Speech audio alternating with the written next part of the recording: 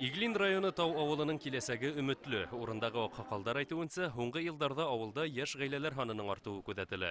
Был һүзләрне былтыр гына сафка ингән мәктәптә дәлилләй.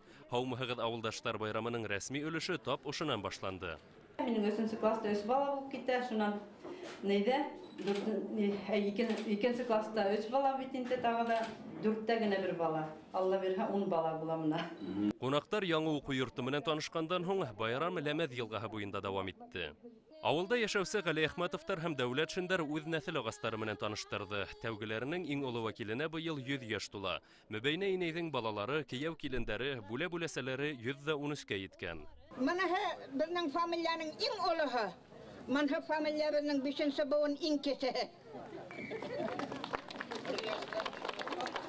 1 яшь белән 100 яшь аралар. Әлеге вакытта авылда 64 йорт, 200-гә якын кеше исәпләнә. Ләмәд авылы хакимияте башлыгы Фәнил Хәсәнов Тау авылына быел көз яңа юл салынасак дигән һүзләрен ишеткәс, урындагы халыкның кәефе тагы ла күтәрелде. Бұл авылда 22 елына образоваться иткән. Шуңа менә быел туган елы булгас, халык һорау буенча, бұл бәйрәм бу сараларны үткәргә туры килде.